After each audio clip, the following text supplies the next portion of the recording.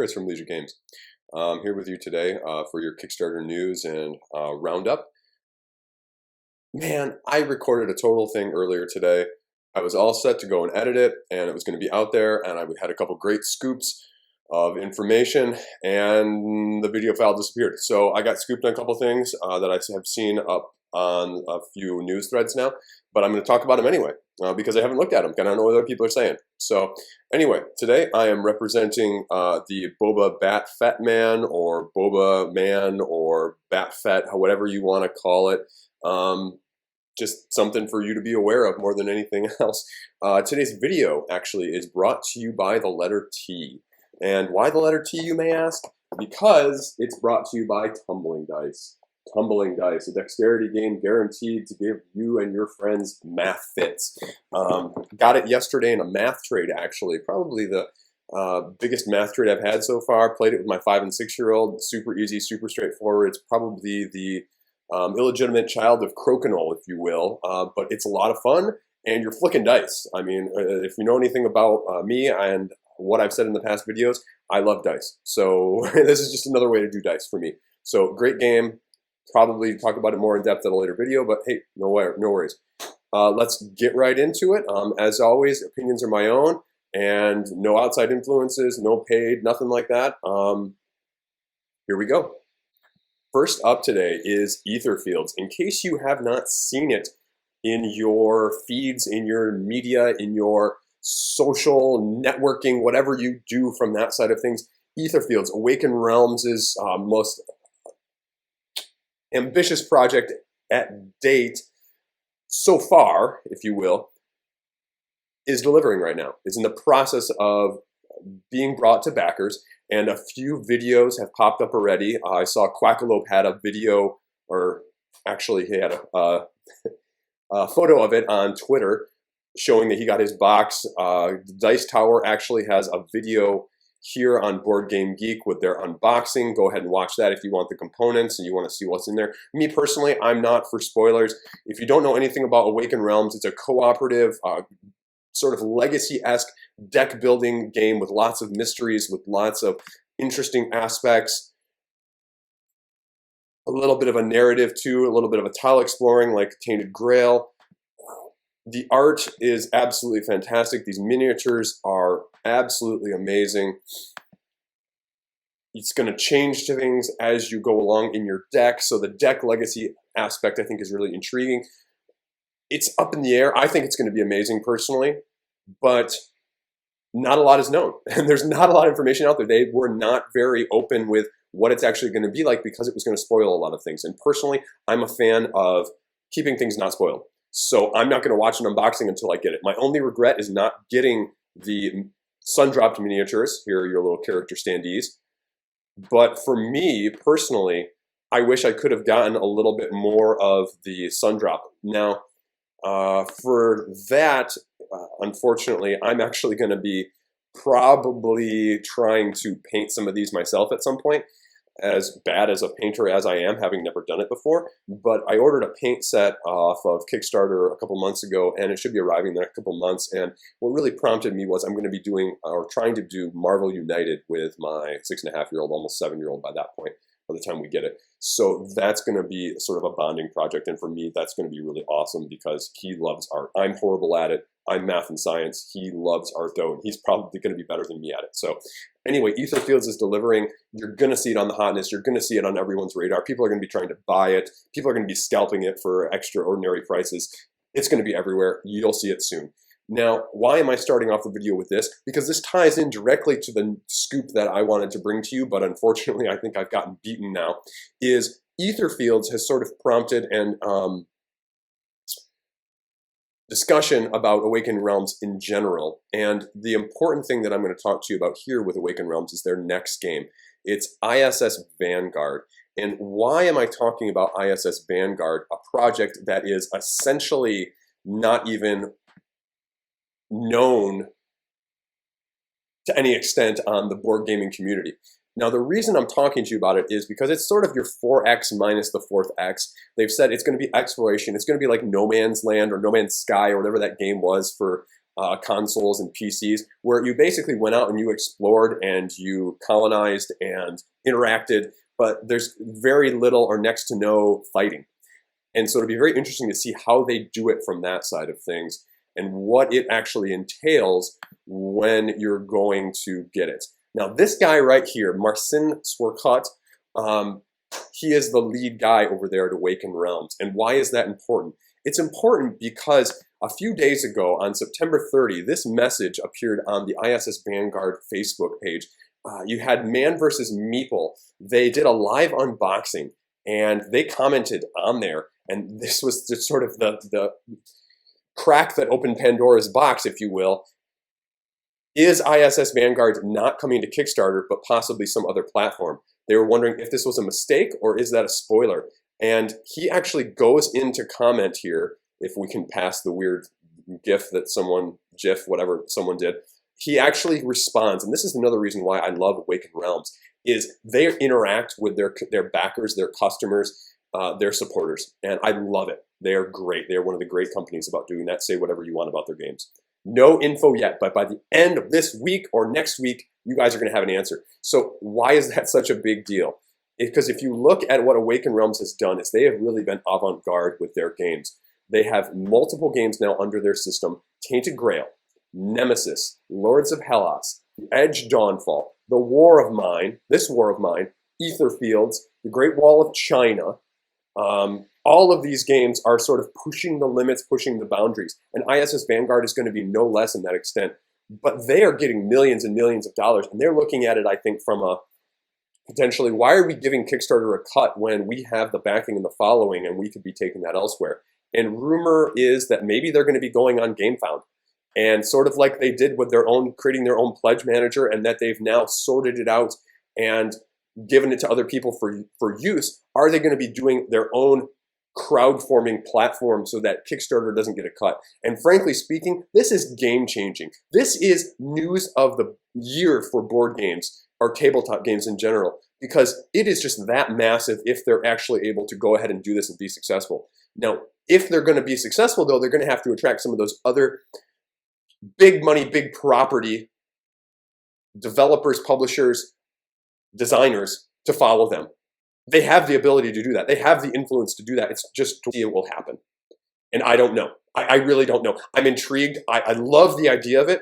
Kickstarter has been very ambivalent, besides getting the hundreds and hundreds of millions of dollars that they have when it comes to terms and issues that have been presented from campaigns that have not been nearly as successful or open or even had huge problems. And so this presents an alternative. Indiegogo, I mean, let's be frank. It's sort of like WWE to Ring of Honor, if you will. They're there. They're a competitor. They're not really a serious competitor. This is more like WWE to AEW, if you're a wrestling guy at all. And if you're not a wrestling guy, you can skip this. But it's a major competitor with the resources and the oomph behind it to actually make a difference. And so that is why this is so intriguing and so exciting, to be very frank. I haven't been this excited and interested in a topic because no one knows. There's no leakage yet. There's no spoilage as far as I know. I know King of Average I saw his video title, so I think he's talking about this too. But I think this is going to be huge if this comes out. Now, my next topic is actually going to be something very similar, only it's going to go completely in the opposite direction. In case you've also been living under a rock, if you have not seen, Heroquest is coming out again. Hasbro has the license. They are banging out Heroquest. Man, they have their own crowdfunding site, just the way I was talking about. Man, they're already almost 200% funded. They have 35 more days. Awesome, right? No, this is ridiculous. This is absolutely ridiculous. Hasbro should not be needing crowdfunding to source this. It's basically a pre-order system without all the small subtlety that Kickstarter still has of being a crowdfunding versus pre-order system at this point. Now, why is this also crappy? Is because they have decided that the best thing about Heroquest is Heroquest.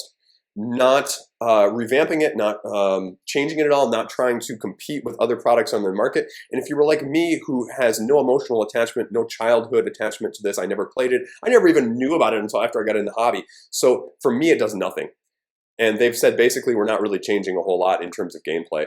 And for some people, they're like, yes! And me, I'm like, it's a roll and move and repetitive from what people have said. So if you're not going to give me something innovative in that sense, I'm not going to give you my money. $100 for the base game, $150 for the base game with 2 expansions. Now, price-wise, on the secondary market, $150 for these 2 expansions with the base game is a great deal. And so what you're seeing is a lot of people who are hoarding this game before saying, oh, I got my collector's edition. This is worth so much money. They're all of a sudden in the last week or so, they've put it on the market after this was announced. So especially with this price point, they're losing money. And if you're anything knowledgeable about this sort of system, you're going to see this probably show up on the secondary market when people buy it and find out they don't want it for 70 or 80% of the value. So you could probably pick up a $70 or $80 copy in the next couple months after this delivers. I don't see any reason to get it now, unless you're that nostalgic and this is a childhood dream for you and it's a holy grail. It does nothing for me. I don't think the miniatures are that great. The art is, I like the art on the cards, but it's just nothing. If you're going to make me spend $100 or $150, you're going to have to give me something. And this does not show me any enthusiasm or any reason to get it now from that side of things, whatever minor exclusives that they're actually giving. So for me, it's a complete and utter pass. I would suggest that you pass on it too, but do with it what you want. This is always up to you, and I'm not going to tell you how to spend your money. I'm just going to tell you how I'm spending my money, and this is not it. Now, segueing right into the next topic, and similarly along these lines, when we're talking dungeon crawlers, when we're talking innovation, that is what I want to see out of projects. And for me, I was not familiar with the original IP of this, but this is The Darkest Dungeon by Red Hook Studios. It was originally a PC game. If you're not familiar with it, it really came out as an out of the blue sort of, see if I can actually pull up something decent for you guys. Actually, out of the blue sort of Wikipedia, the best source of all on the internet. Out of the blue, sort of an indie developed game by Red Hook, sort of a twist on your classic dungeon crawl, if you will. And it sort of took Diablo-esque games, and made it into a party situation where you have 4 characters, one of which who has just inherited this nice mansion that you see on the cover, very up and coming and tidy in a great location in a great neighborhood, just needs a little work. And there's a dungeon underneath, and you inherit this from a relative, and you go dungeon delving underneath. And you have a party of 4. So the one thing that's already been noted in this game is that you're going to have a party of 4 every time. So if you only play with 2 players, you're each going to be taking 2 people. So if you're not a fan of that, like you may not be in some other games, this is going to be a little harder, especially if you're going to try and solo this, playing 4 people at once. I think it's going to be tricky if that's actually what it turns out. It's taking a twist. Now, it's being put out there by Mythic Games. Mythic Games, saying what you will about Mythic Games, they have a track record. I'll leave it at that. What irritates me is their last game, Hell, and this game, you're not giving me a Kickstarter date. I hate this. Give me a date. Give me a countdown. Give me something to look forward to. Build the hype. This is what our industry is about, is hyping things up are going to get more people in. You're going to get the video game people in, and that's really what you're going to want to see in this, is you're going to want to attract the video game crowd like the first Dark Souls did. The first Dark Souls by Steamforged Games, we'll get to them later, really took that IP by storm and got so many people that were unfamiliar with tabletop and board games, and that sucked them in, for better or for worse. A little bit worse because now you've turned a little bit of them off, probably by the end product and the delays, but this has the potential to do it. This is probably the biggest IP in many years of cross coverage between medias that could happen. They sort of did it with Shovel Knight and it failed miserably. Not Mythic, I remember who that was, but that is the closest thing I can compare it to in terms of properties that are indie developed and had good success. And this is what I think it has the ability to do. Now, there is already some analysis out there. If you go over to the King of Averages page and video. He has actually a 33-minute video going through the rulebook step by step. If you're like me, I can only do that in a minute or two doses, so I can't tell you in great detail what it's about, but he can give you much more detail, and I suggest if you have any interest in it, it's probably worth checking out. It sounds like there are a few twists on the classic gameplay. There is a dungeon crawl phase, and there is a town phase. The real question is how much of this is going to be front-loaded like hell was, and how much of this is going to be 67 miniatures that you don't need, and terrain stuff that you don't need. I want gameplay. Give me gameplay. The other thing I worry about with this is how many expansions it's going to come with. I'm not familiar with the source material. I have not played the source material. I have not owned a good dedicated console like that in many years. But is it going to be more hell, where you've got very limited in that sense? Or is it going to be more like CMON? And no one knows at this point, I think. And it'll be interesting to see which route they take. How much exclusive is there? How much branching out is there? How much truth to the IP itself is there? It sounds like I heard something about 2 different boards that you're going to be managing, and I think that's the 2 different phases, but don't take me for that. Anyway, I'm super interested. It's supposed to be coming this month, just like ISS Vanguard is, and so you've already got 2 huge things coming to crowdfunding, if you will, if you believe the rumors with ISS Vanguard. So that wallet hurt is going to be real going forward, which is probably going to make me relook at several of those games I looked at in the last video to say whether or not I want those or if I want something like this more.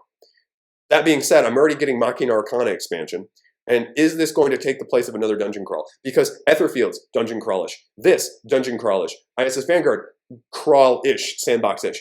How many of those games can you have is the question mark. And I don't know. But this is on my radar. Please, Mythic, give us a date. Give us more info. Hype us up. Do the Stonemeyer thing. Leak stuff over the next couple weeks. You know both these games are going to be on a Tuesday afternoon in October, essentially. It's just which Tuesday afternoon in October are they going to be on? That's the question. Give us more info. I hate this. All of a sudden, pops up the day before. You're going to lose money if you can't attract backers. Part of the hype, part of the reason other industries do it is because it works. It works in this industry, it works in other industries. So it's something that you need to take account of. Speaking of new IPs, this was announced. I saw it the press release on Renegade Studios' website, and then Board Game Geek did it as well. You've got a couple big IPs that are being licensed. Renegade Studios, those formerly known for recently the Power Rangers Heroes of the Grid game. This game where you are the Power Rangers and you're fighting all the classic villains, playing really on the nostalgia factor. Did very well on Kickstarter, that being said. Given the fact that it was sort of a very kids IP-ish taken to the adult level. It's very interesting now. They just got the licenses for Transformers, G.I. Joes, and My Little Pony. All 3 of those have such variability, such adaptability, such vastness available for use. It'll be very intriguing to see what they can do. And I have no clue what you can do with those. G.I. Joe, I mean, really, you're talking tactical miniatures, strategic miniatures games, something like that with missions or a campaign. I think you have to be doing that, Cobra versus G.I. Joe guys, which is going to be big miniature, big money, and big cost. Transformers, I think you got to do something similar. Unless you're going to take the deck building route, which is Renegade Studios is more of the forte prior to Power Rangers, I think, where they did the deck building, that sort of element. I'm blanking on the names right now, but they had a few games like that. But the possibilities and the iterations of both of those games is pretty extensive. And so the doors are wide open to see what shows up. Now, the other interesting thing is they have My Little Pony. My Little Pony is, a lot of you guys are going to scoff at this, it is a huge untapped market. Huge! And you're going to laugh at this, but let me explain why this is a huge untapped market. Think Scythe. And then think My Little Scythe. And what that did for kids or tweeners in between that couldn't yet play Scythe. Amazing bridge, amazing gap to fill it there. Think about what you have as the #1 ranked kids game right now, which is also highly ranked on family side of things. Zombie Kids Evolution. Imagine doing something like that with My Little Pony. My kids, my 4- and 6-year-old at the time were captivated. Could not wait to do the envelopes, could not wait to play Zombie Kids Evolution. I have 70 plays of that in. And we're going to play more, I guarantee. It comes out every once in a while now, even though we've completed everything and all the missions. Imagine that as the next step up for my 4 and 6-year-old at maybe 6 and 8, 8 and 10. Something slightly more complicated, something akin to that. It is a hugely untapped market, that middle zone. For kids, but also for adults like me with kids who are looking for something that I can give in between. If you don't have kids, you're not going to understand this, but if you have kids, this is a great opportunity and this is a great IP to do it with. Because I have 2 boys. They were both entranced when watching My Little Ponies. We watched all of it on Netflix, believe me. And it's actually not that bad.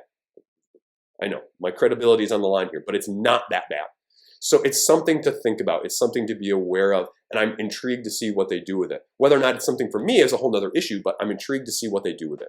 Now, the last thing on this is actually the top part of this, and I saw this sort of get presented and get thrown under the radar. It came up in my feed via Reddit, The Last of Us. It's a CMON game, and a lot of you are going to be sort of getting real disgusted by that. It's CMON. Oh my gosh, it's CMON. Let me tell you why. It's CMON Limited is what it says. CMON Limited, if that's true, CMON Limited is the non-Kickstarter branch of CMON, which means it's going straight to retail. Now, if you're not familiar with The Last of Us, the original came out, I think, in, I don't know, 2017, 2018, something like that. You are this guy in third person. You are post-apocalyptic world. There's a virus, a spore, something like that, and it has ravaged things, and you're trying to bring this young lady across the country. And the thematic, the components, it is more of a survival stealth explore rather than a shoot 'em up straight up. And so you get a little bit different vibe than just, kill everything in sight. And the sequel to it, The Last of Us 2, just came out, I think, in June 2020. So both of these have critical acclaim. Like, people are saying online, these are my favorite game of all time. That's how good people are saying this. And now you've got CMON trying to adapt this, and the question is whether or not they can adapt this successfully. I frankly don't know. I think I still have a lot of faith in them. Perhaps it's a little bit over-justified, but beyond all of the scorn for their exclusives and some of their business practices, they put out great games for me. And so I'm intrigued again to see what they can do with this. This has me excited. This is a huge crossover again. And if you strike while the iron is hot with this, you may be able to capture some of the video game crowd again. Now, it's interesting to see why they're not doing Kickstarter, because we also don't know what their next project is. They have not announced, like they usually have done in the past, when their previous Kickstarter project ends, the very last update on that day or the day after, they usually post when and ish, and what their next project is going to be. And we have not seen anything from them. Very interesting to see what happens if they take a step back from Kickstarter. And why maybe are they taking a step back from Kickstarter, you may ask? Well, that's because Trudvang Legends, if you're not familiar with the source material, again, it's a Norse mythology. Trudvang Legends, you can see I'm a backer. So I'm a CMON fanboy. I've said that in the past. They just came out last week and said, here's our production update, everybody. Bad news, everybody. Or as Zoidberg would say, good news, everybody. It's going to be delayed up to a year. Now, a lot of people were saying straight up it's going to be delayed a year. No, it says up to a year. And the important thing to note is twofold. One is that they are redoing quite a lot of this game, it sounds like. It is no longer necessarily your bag builder drawing from the bag. There's going to be a lot more cards. And a lot of people were pissed about that because this was the crux of things about why a lot of people backed it in the first place. And disclaimer, I'm an all-in backer. I'm an all-in backer, so I'm invested in this.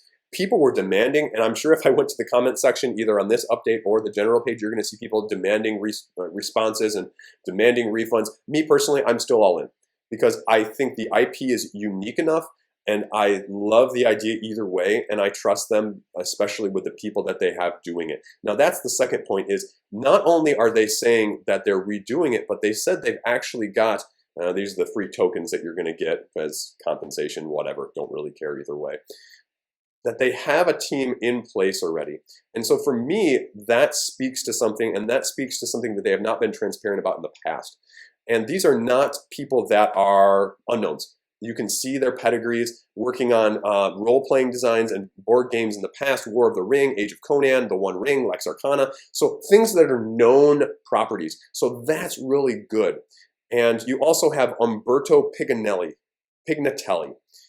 role-playing games, choose your own adventure style games. And that is exciting in that they're having that element. So someone who knows what they're doing from that side of things. Now there's a lot of griping is, oh my gosh, this is going to be way more than a year. If you know CMON, well, probably going to be like 15 months actually, but who cares? Either way, if you're like me, you don't back this to get it right away. You back this because you want a good game. A bad game is a bad game forever. A good game delayed is still a good game when you get it, even if you get it late. And frankly speaking, we all know that we all have enough games to play until this game actually comes. So I'm not worried about it from that side of things. Now, there was a lot of rumor and innuendo that how long has this been going on? Did they just decide to scrap this? Oh my gosh, it's going to die. It's a CMON's Ponzi scheme, whatever, yada, yada, yada. Eric Lang came out on Twitter as well, saying that this was not a one-off thought. This was something that had sounded like it had been going on for a while. It had been going on for months even.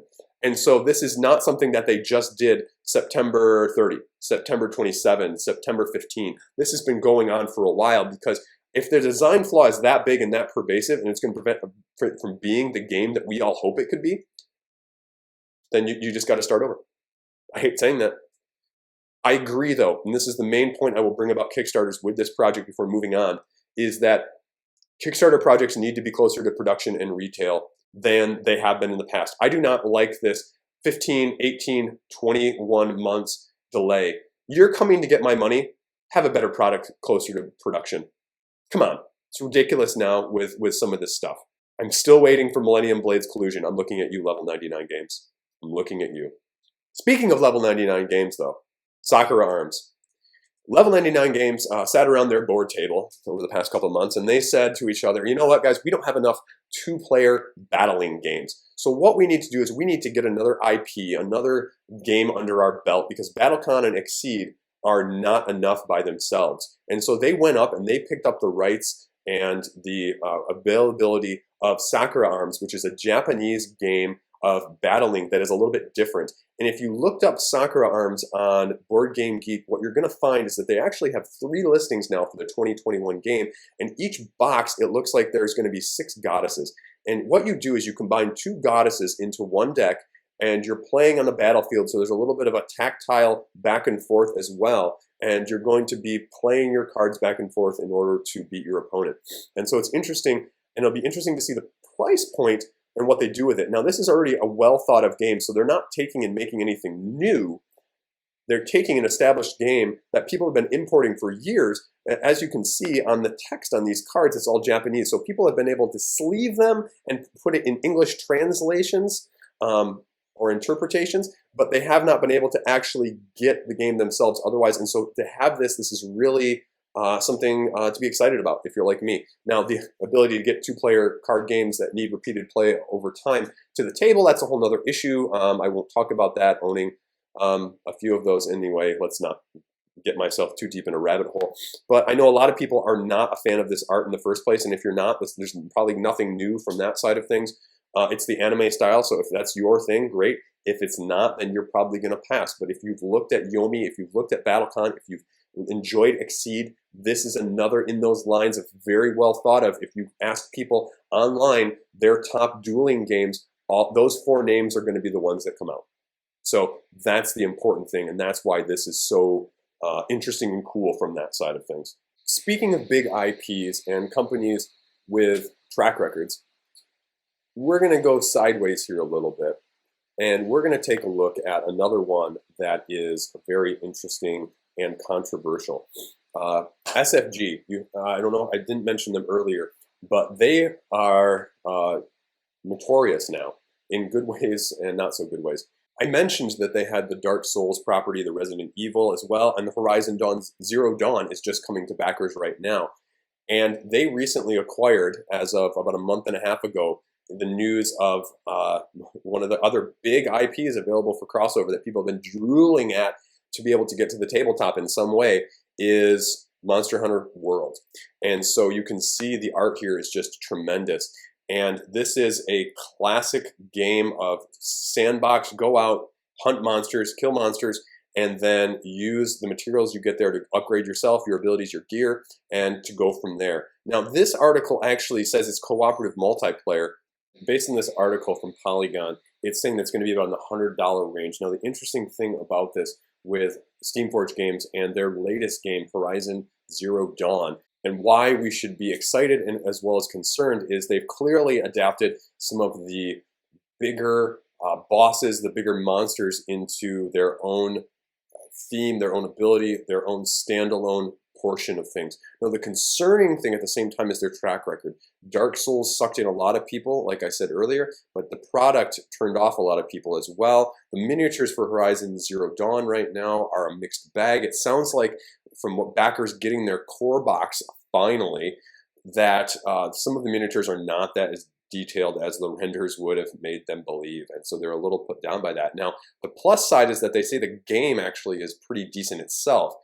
The biggest problem being with the game at this point is, like Planet Apocalypse, if you're going to get just the core game, it's very limited for the price. You're going to pay an exorbitant price, $60, $80, $90 for a 2-scenario, 2-ish mission campaign that does not have as much replayability. So really where the replayability comes in is the expansions, and how much are those expansions, how many expansions. The Horizon Zero Dawn full thing was something like $500, $600 for an all-in, and so that's massive. And how is Monster World Hunter going to be incorporated? Because how many monsters are you going to be able to put into a core game and still get that level of immersion and depth without having 6, 8 different expansions? And so why I'm a little bit hesitant is just that in and of itself. I'd rather go for something like Kingdom Death Monster. Now, the alternative is another potential fall, October-ish, there's been no date set, is Reggie Games' Primal the Awakening. This, again, you can see the similarity just between the two pages and the artwork for one another. And this is clearly where a lot of the inspiration for this has come. And so it'll be really interesting to see how this fares, but also the price points and how they manage to incorporate things. They've already shown on the few things that are out there in terms of the details of the gameplay. King of Average has a few videos. Wait Your Turn has a few other videos on the actual gameplay elements, some of the differences that they're going to be doing from that side of things as opposed to other dungeon crawlers, Kingdom Death-ish, Aeon Trespass Odyssey, or Odyssey Trespass, that sort of thing.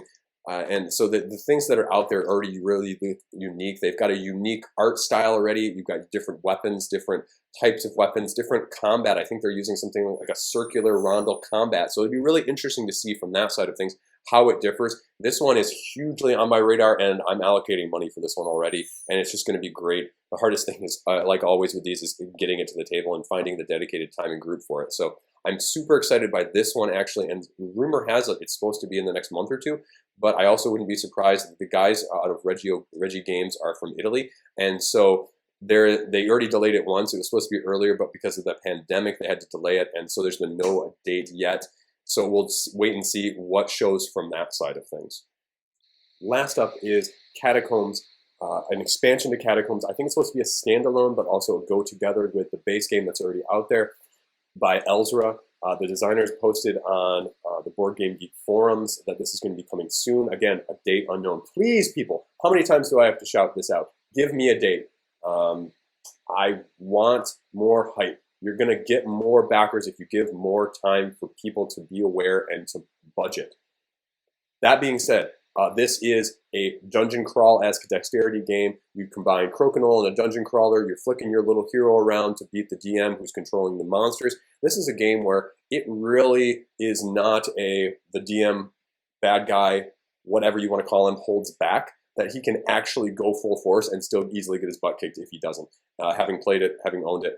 This is the 3rd edition. A lot of people were put off by the art by the 3rd edition from the change of the 2nd edition, which was darker. I like the more cartoony style. My biggest criticism has been price point, but especially the fact that if you were like me and you were an early supporter of the 3rd, you then had to rebuy almost the whole thing just to get the playmats. And the playmats were ridiculously expensive. I mean, I know playmats are expensive in general, but I mean, that's essentially what you had to do because the cardboard board, dungeon, for lack of a better term, especially with it folding the way it did, you would get these little nicks on the edge which would divert or block the tiles from being flicked in the way you wanted them to, and so you'd have to redo it or retry or try and flatten it out further, and it was bad. So the fact that they went with playmats was great. I think they should use playmats from the beginning, but this is going to be interesting to see what the price point is for me, because I am a little bit of a completionist when it comes to a game like this, even though it hits the table very rarely. So it's going to be really challenging for me not to back this. At the same time, I want to see what's new and what's different. Again, give me something new and different. Don't give me more of the exactly the same. There's only so much of that I can have with these games. So we'll see what they put out there. And this guy does a great job. He does a great job communicating. He does a great job running the campaign. So it'll be very telling to see what he's come up with to show us with this new product. Last up, decided to do one last more special secret one at the end for you guys, is a game called Veiled Fate. Now this is flown completely under the radar. I was not aware of it. I actually found this out through a Facebook ad, believe it or not. This is another social deduction type of party game, and I already like the minimalistic style. I like the colorings. You are one of 9 demigods, and you get assigned one of these demigods at the beginning of the game that is secretly only known to you. And what you're going to be doing is you're going to be interacting and using these demigods to complete various quests. And the interesting thing about this and the twist is that you can control the actions of any of these demigods, not just your own. And they all have special powers. There's secret voting, and you're going to be voting on quests to determine what ends up happening. And depending on how you get the quest achieved or done, you'll get certain bonuses or points. You play a certain number of rounds, want the most fame, essentially. So it's part social deduction from that side of things, but it's also part strategy. And that's where I think the interesting thing is. It's not like your, sorry for going back and forth with this, it's not like your typical werewolf or resistance, which I can't stand, where it's just shouting at each other and doing that. It seems like there's some actual strategy. It's more like Deduction Murder in Hong Kong and Secret Hitler, the Voldemort version, which are the 2 games I play the most like this. It's got a little bit of something else that's more deductive, more strategic, rather than just pure randomness. So for me, this is one I'm going to be really interested to watch and to see what it actually looks like in terms of the gameplay. I want to see the gameplay, because there was one of the train deduction, the speed runaway train, I think it was what it was called, a couple months ago, and there was just no good gameplay. They said how the turns played, but a lot of these games, I need to see them in action or have played them myself to be able to actually develop an opinion on them, because watching other people play and get excited about it is not the same, and your group might be completely different, and you have to know your style of your group. It's why I love the shut up and sit down videos, because they are so well done and they have so much fun. But at the same time, I know that a lot of the fun they have is based on the group that they have. And I think a lot of people have been misled, not intentionally, but accidentally, and thought that they would like a game based on watching their video because it looked like they were having fun, and they were having fun. But you have to know your own group, and you have to be aware of preferences. And so for me, this is one of those ones where I'm intrigued. I'm going to watch it. I'm going to see what it entails, but I'm definitely going to be cautious and wary with it. But I like the idea in general. It's a different twist on that, and sometimes even the simplest twists can be the most successful, and it doesn't have to be a super deep, super complex game like Blood on the Clock Tower, where there's 16 moving parts at all times. So I think this is another one to keep an eye on, and you heard it here first. So anyway, thanks for watching. That'll be it. Hopefully I'll have something else new out a little bit later this week. Have a good weekend. Stay classy.